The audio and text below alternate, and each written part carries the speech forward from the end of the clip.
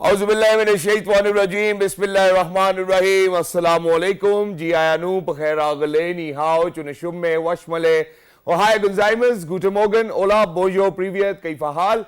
Halishuma chatore, ahlan wasal marhaba. Buna, mucho gracias, swabi ab bhalli kare aaya. Hosh ke aldan anayo sayo kuyam aur achivat to chi haljot kalimera khairutan. And a very warm welcome to everybody who's tuned into PTV World and are watching World this morning. Alongside my very well-learned colleague who happens to be Ms. Haja Satti. I happen to be Shahzad Hasan Khan, and we hope and pray that everybody out there is doing wonderfully well and that you're ready to kickstart your day with us.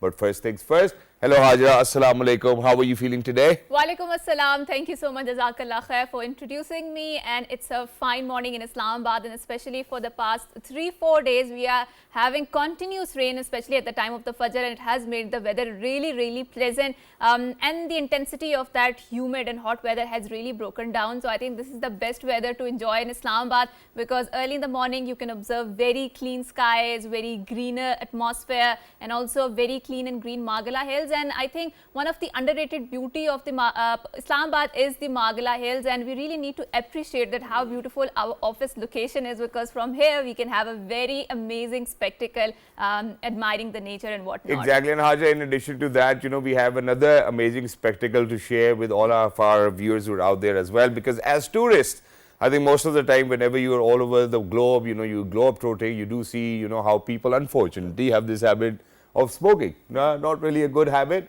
but today we're not talking about this habit. In fact, we're talking about crows being trained to pick up those cigarette buds and then deposit it somewhere where they can get food. So these are visuals, ladies and gentlemen, from France, where the crows have been trained to pick up those buds or any little garbage that they can pick up, deposit it, and then get food in return. Wow, I think whoever did that. I think the kind of the crow that is being shown in the picture, it's called raven, and we have seen that crows have some amazing communication skills. They have amazing problem-solving skills, and they share some amazing caveats apart from holding grudges and having an amazing sort of very community support, strong community support. And we've all heard the story of how thirsty crow.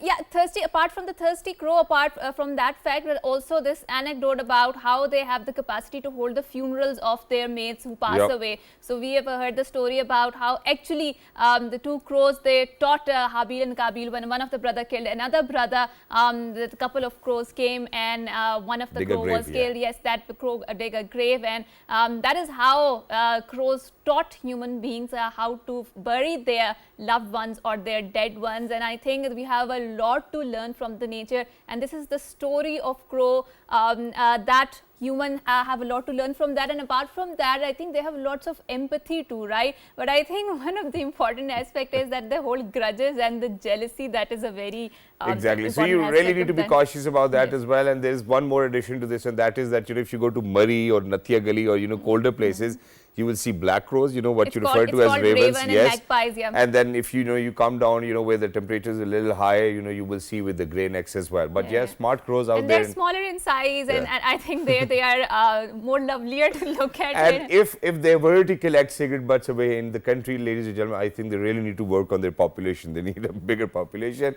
But now coming back to what are we talking about? So today, ladies and gentlemen, obviously, as we all know, it's a great day over here in Islamabad. The weather is amazing, as Haja has spoken.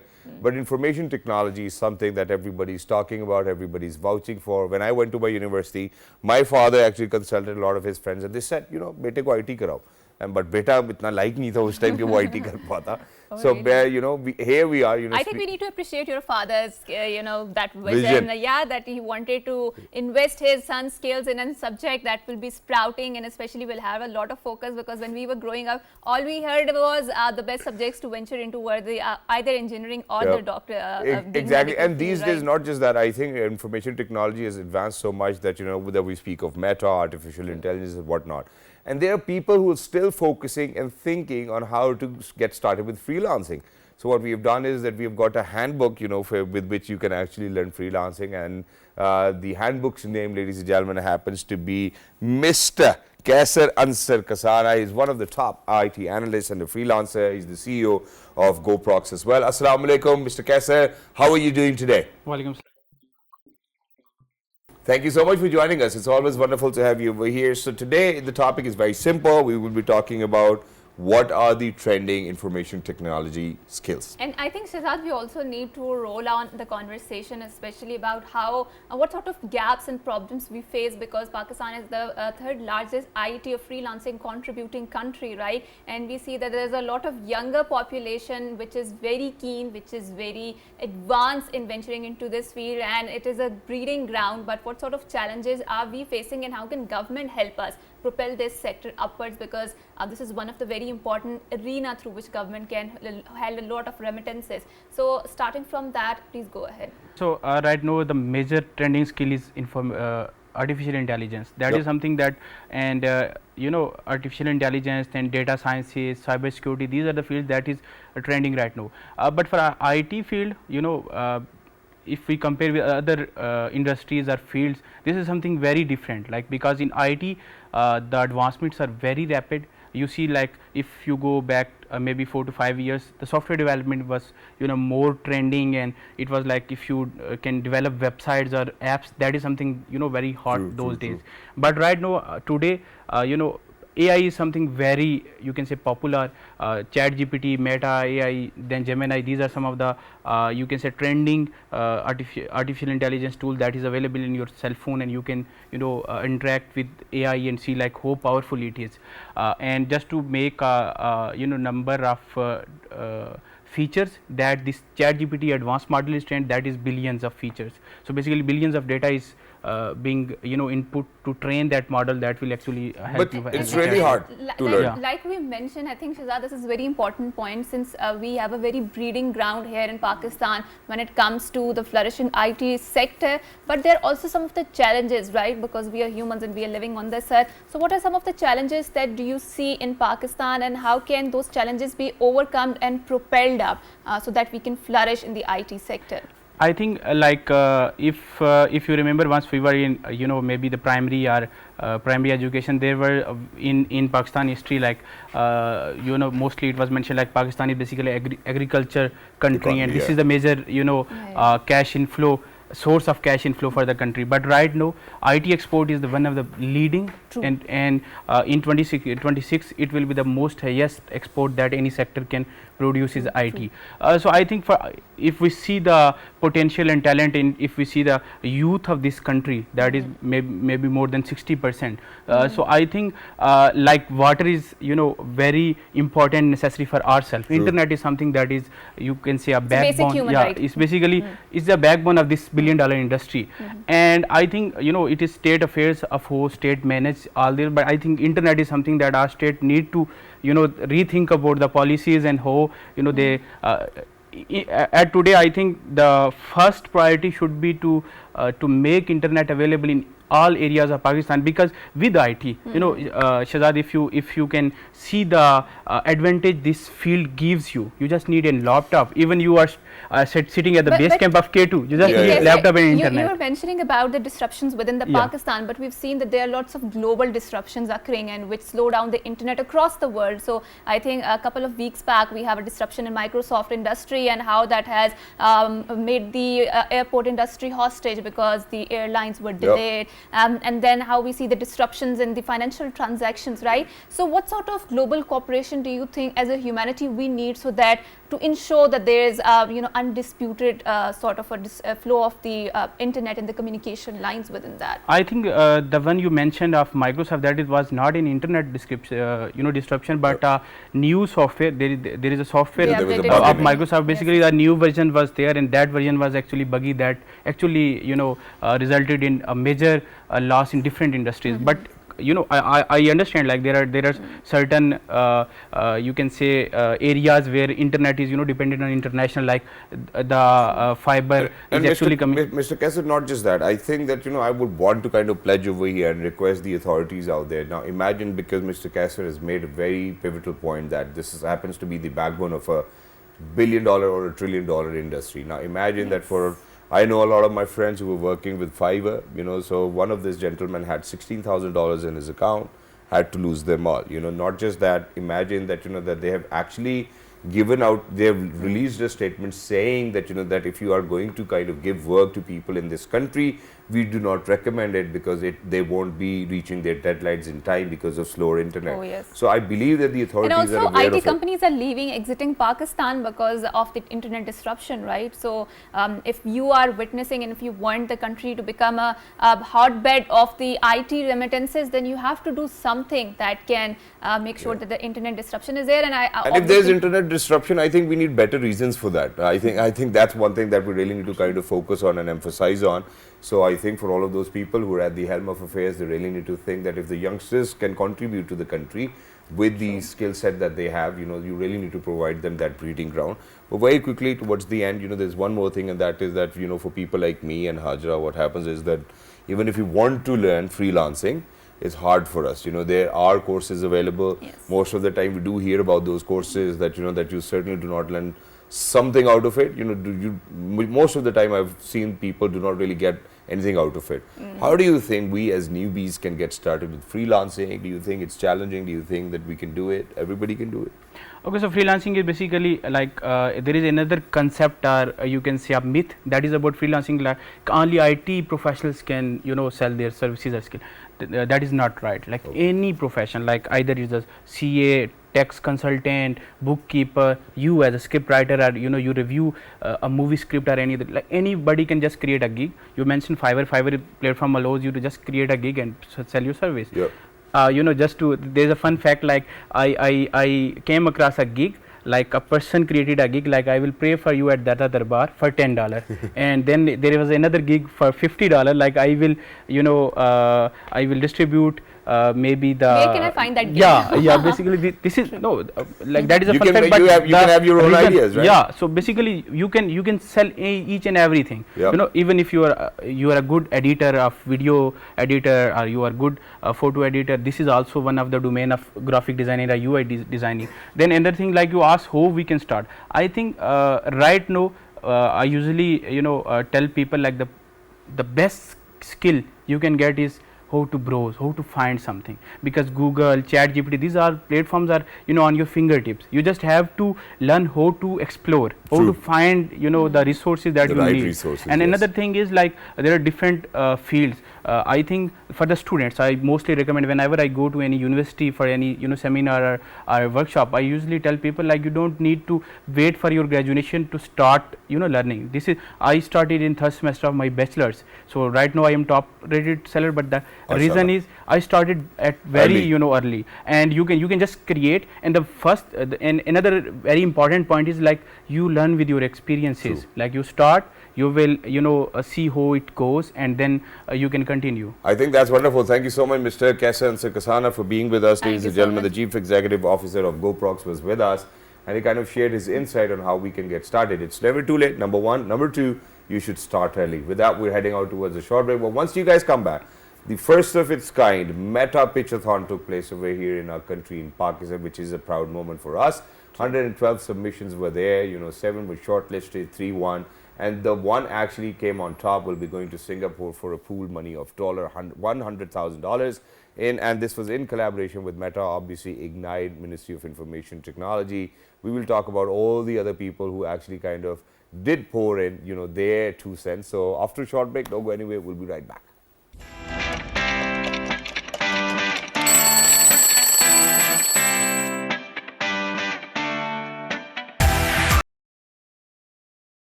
Welcome back, and before going on to the break, we were exploring the IT sector, and and now we would also like to explore further what are the domains of the IT sector, and specifically we want to focus on the Meta. And like Shahzad alluded to the fact, the sort of conversation that we want to develop, that there was the first ever competition held in the Asia under the preface of the Meta, and what did the entire event was about, and how did the Meta wanted to explore the new talent, budding talent in Pakistan, and how many people pitched their ideas into that, and how can we explore our younger potential. So in order to further explore that, we are very glad that we have been joined by Imran Jatala Saab, who happens to be the project director of NICAT. Assalamu alaikum, Imran, and thank you so much for coming to our show. Thank you very much, Aja, and it's an honor for me to be part of It's this an show. absolute pleasure hosting you here and joining Mr. Imran. We are very glad that we have been joined by Ms. Farida Hanif. She happens to be the project lead, Pakistan Innovation Fund. Assalamu alaikum, and thank you so much for coming to our Walaikum show. salam. Thank you for having And me. not just that, Hajar, she was the judge as well, so she was the one who actually shortlisted. But first things first, let's move on to Mr. Imran. So, all of this pitchathon actually took place because of National Incubation Center for Aerospace Technologies in partnership with Meta, the Ministry of IT and Telecommunication, Ignite, National Technology Fund. How did it happen, and why was it the first time in our country, Pakistan? Oh, thank you very much. It was first event of Facebook Meta in Pakistan, and this was an initiative by the Ministry of IT, and they partnered up with Meta, and they brought Meta to Pakistan to do this Llama event in Pakistan. Large language model of Meta. AI. AI, yes. It's AI age, as we say, generative AI, where you can use AI to work for you for different tasks of daily life. And this partnership was with Ministry of IT, Ignite, and then Nicat, National Incubation Center for Aerospace Technologies. Wow. And we're excited, we really are excited that we hosted this first event in Pakistan for the whole of the Asian. But this is something which I don't get, because we're talking about National Incubation Center for Aerospace Technologies. What does aerospace technology has to do with Meta anyways? That's the correlation that I was trying to figure out. Oh, that's a great question.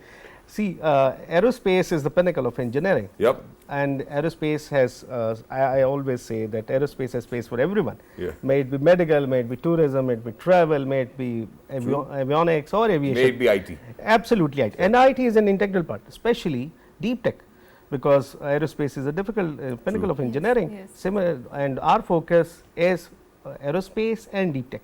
All right. And that's why we loved this partnership. We love partnering up with Meta, and this was Pakistan's first generative AI competition. And Ms. Parira, now moving on to you. So far, how much people were receptive about this event, and do you mind sharing some of the amazing proposals that you received and you felt that they were very exciting in their nature? We actually evaluated around 112 proposals that we received in different sectors, particularly focusing on education, software products and services, and I was really surprised that a lot of people are working and using their AI Llama tool, and they had really creative ideas on how to use that tool to enhance their existing services and also develop new products, especially in the education sector. Exactly. In addition to this, because Alhamdulillah, you've got a very lucrative profile, you've been on innovation for a longer period of time now. What I would certainly want to ask you is that as a judge, what prerequisites did you had in your mind that, okay, if I'm going to shortlist somebody, these are the prerequisites that I will have in mind, and, these characteristics needs to be there because that will help Pakistan, go places as well. So what did you think about it? How did you shortlist it, all of those 7 that were shortlisted? And then why do you think that Traversal won? We were given the criteria before by the Meta team. Okay. But definitely those criteria was the usability of Llama tool, and also social impact, how much people it's going to impact, scalability, and then also the idea, the creativity of the idea, and of course the competence of the team. These were the few criteria that were always already shared with us. Yep. And Traversal won because they were creating an impact by creating a large language model, Llama Urdu, which has never been there before. So that's why judging on all these criteria, Llama Urdu, then also moving to Llama Arabic was something that created a niche for them. And that's exactly something which I wanted to touch upon. Thank you so much. My question is usually multi-tier. Now imagine most of the times that I've heard this debate over here in our own country as well, that we need to speak Urdu and whatnot. Imagine to majority of the Gulf countries, Gulf countries, wherever I've been to, they do not speak English frequently and fluently as well, but they speak Urdu. Yes. So for all of those people thinking that Urdu is not growing, Urdu is growing, I think it's not the fastest growing language, but it's still growing, and it's wonderful. And such are the technologies which will bring a good name to it as well. But sir, now coming back to this, now the winner will actually go to Singapore and will compete for $100,000 pool. How will that take place? So, in October, in the next stage of this event, participants from 12 countries of Asia Pacific region will go to Singapore and compete for the regional round, and which is up to $100,000 prize and much more support from Meta as well.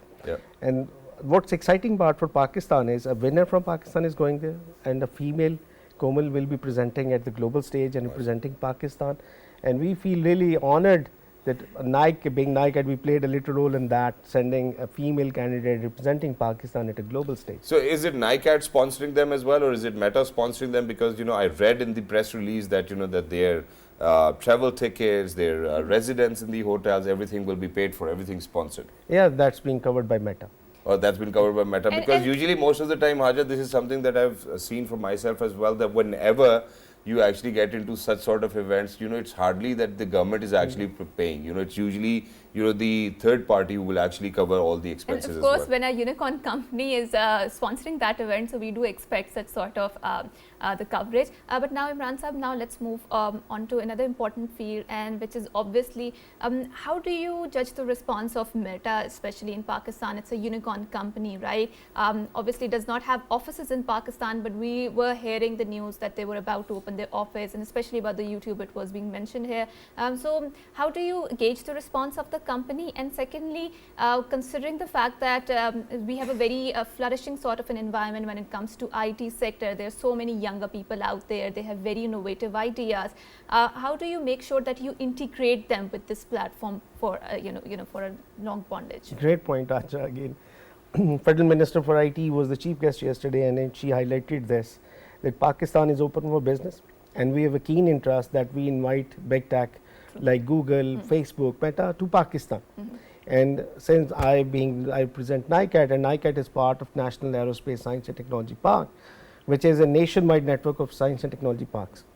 So NestStep provides a perfect landing platform for the big tech companies. Any company who's looking to expand into Pakistan, NestStep is the perfect platform to launch that in Pakistan. And message both from the ministry, Ignite, NestStep, Nicat, and loud and clear is, we are open for business, we mean business, and we want to invite big tech to But Pakistan. sir, if we mean business, we need uninterrupted internet as well, you know, and you both being representatives of your ministry is relevant. I think you must have brought up this very important subject, as this happens to be the backbone of the IT industry. It's $1 billion, $1 trillion industry world over. We need to give them a breeding ground.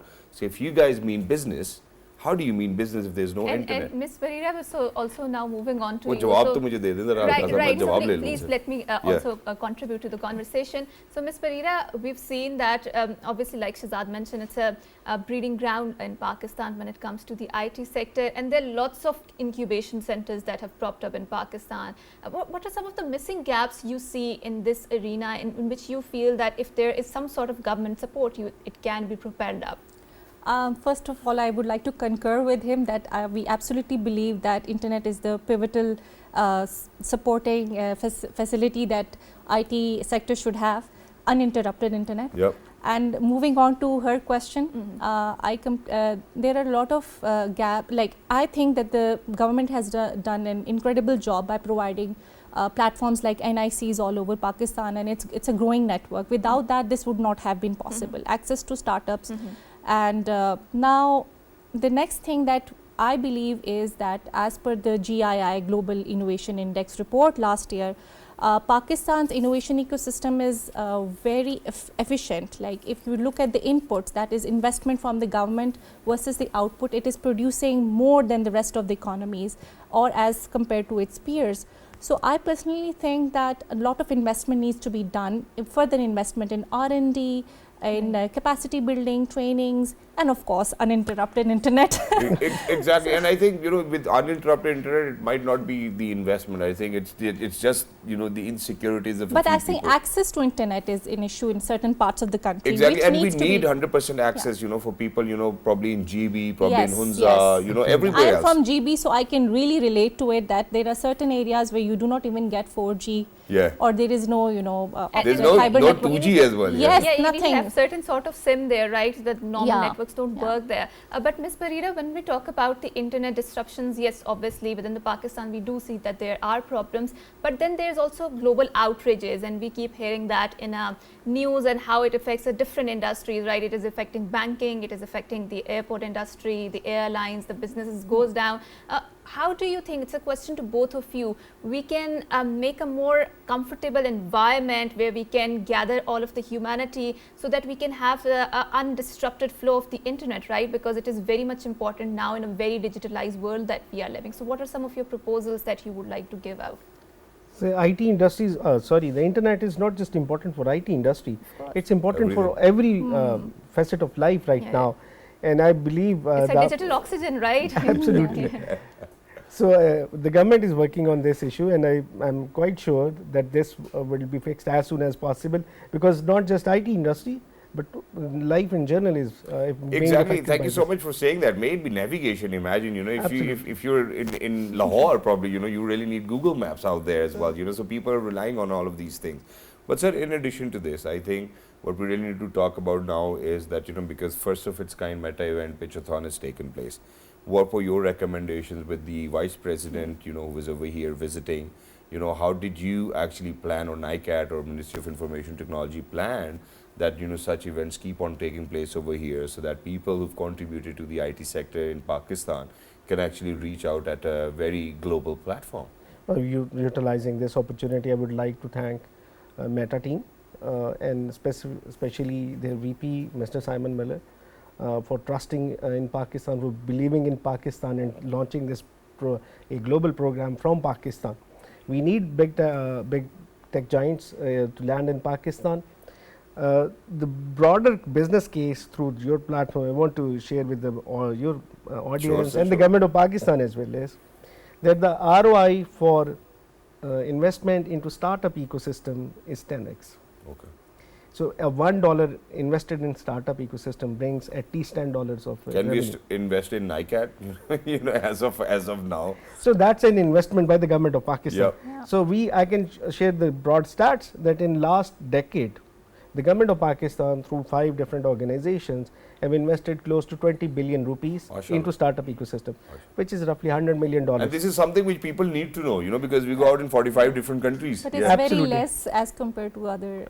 No, that's fine, but at least we are at it, So we've started, for a country where unfortunately, if we go back, 5-6 years, we will see that there was hardly we were fulfilling our electricity needs and all of these problems. So to come out of it and then invest 20 billion rupees onto startups or incubation center is something which is fruitful for all of us as well. So please continue. That's roughly $100 million. Yep. And just in last 6 years, Pakistani startups have raised over $1 billion. Wow. So that's a clear 10x ROI. Yep. So this is what we have been pleading. I was part of the committee that presented to the Prime Minister this Monday, and I'm a strong advocate for that, trying to convince the government and the politicians that we need to invest more into startup ecosystem, we need to invest more into innovation, and that's where the magic is. You need to give opportunities to the youth of Pakistan. And how receptive they were at the helm of the affair? I believe there is a lot of thrust now on youth initiatives, but that should be channelized towards freelancing, towards startup, towards innovation, because then this youth can do more. And I do know for sure, for a fact, because I've worked for the Honorable Prime Minister Mia Mohammad Shahbaz Sharif Saab as well. If you bypass that system and reach at the table of Prime Minister Saab as well, I do know for a fact that he will understand what you're trying to say, and it will be done as well. Moving on to you, Ms. Barira. Now, obviously, when we're talking about information technology, artificial intelligence, I was going through your profile, I've seen it for myself, that you're working on gender balance as well. Yes. This is something which was very, it intrigued me that, okay, now in technology, that's something we're talking about. So how does that work, and what are you trying to do? At the Gender Unit in Planning Commission, we are trying to channelize resources from our development partners to empower women entrepreneurs. They don't have to be tech entrepreneurs, but from any industry. So I think that the gap currently we are trying to address with our partners is that we formulate women-only incubators, which have been tested in GB in certain areas, where they are comfortable, they have access to trainings and capacity building, and even access to microfinance, which is a very critical tool for women to delve into their entrepreneurial ventures. So this is something that we believe that Pakistani women are creative, and we have to tap their potential through giving them services at their doorstep. And you're without an any- example of that anyways. Yeah, mashallah. Sir. Right, and so now Ms. Pereira, now since we are talking about the artificial intelligence, and I think especially with its evolution, there are lots of concerns regarding it, and especially when it comes to the area of ethics, right? So we've seen deep fakes, and there are lots of conversations. And then again, with the advent of the chat GPT, we've seen that there are a lot of concern about how it is going to evolve, and we've seen that especially the founder of the artificial intelligence at the Google resigned because he says that there is not ethical framework, and he's afraid how the things will unroll, right? So how can we address those concerns and make sure that we learn to live with this new development in the artificial intelligence, because it is the essential fabric of our lives from now on, right? Actually, every technology, when it was evolving, there was this issue that was raised. Internet, YouTube, you just Drone name. technology, yes. Exactly. So AI is also facing this, but I think in Pakistan, we are also devising the AI policy at the moment with the Ministry of IT and other relevant stakeholders. So this concern will definitely be put forward as well. But let's see how things unfold. Right. And so, Mr. Imran, again, same question from you. When we talk about the ethics, there are lots of concerns when it comes to artificial intelligence, the deep fakes, and we have seen the audio leaks, and it's a global phenomenon, not just limited to Pakistan, right? How do you think these things will unfold? And so since these conversations are being held, how can we have a more Pakistan-centric conversations on the evolution or of the artificial intelligence and integrating it with the ethics, right? Because technology, if it falls into dangerous hands, we can see that how things can go out of control. And it's easy and accessible now. Yes, and attribution is very difficult. You know, if there is an attack going on, we really don't know who did that, right? And if the attribution is difficult, I mean, things can go out of hand. So the big tech and the governments around the world are working to regulate AI.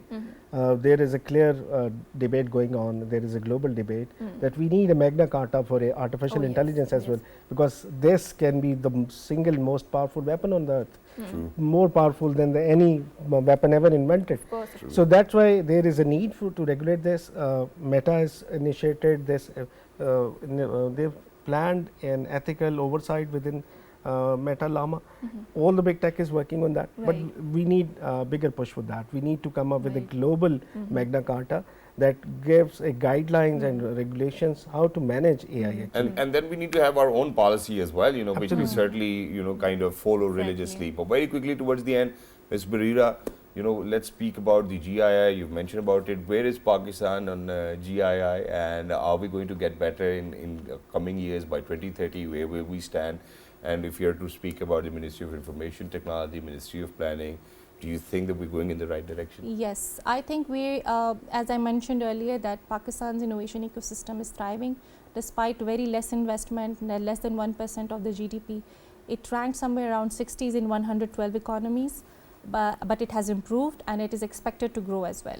Wow. Especially with the expansion of NICs and maybe investment in R&D from the government, which is going to happen because this is the commitment from the government. I think that's a good news. Thank you so much, Ms. Thank you Barira, so for being much. with us. Thank you so much, Mr. Imran Jatala, for being with us. Thank you so much, Meta, for coming down to Pakistan, and we certainly require such platforms to kind of make sure that, you know, that Pakistani talented, amazing people can actually reach out to the outer world as well and show their skill set and talent. But for everybody who's out there, ladies and gentlemen, it's a contribution from me, Hajra, Mr. Imran, Ms. Barira, and such contributions will always make a positive impact. So please make sure that you continue to do so. And for further impact, ladies and gentlemen, right after our show, inshallah, with the breaking news or the updates, we will have our amazing anchor person who's already over here in the studio, ready to give you what are the latest updates in the world. So until next time, look after yourselves. 1, 2, 3. It's a good morning. Thank you so much. Thank you so much. Thanks.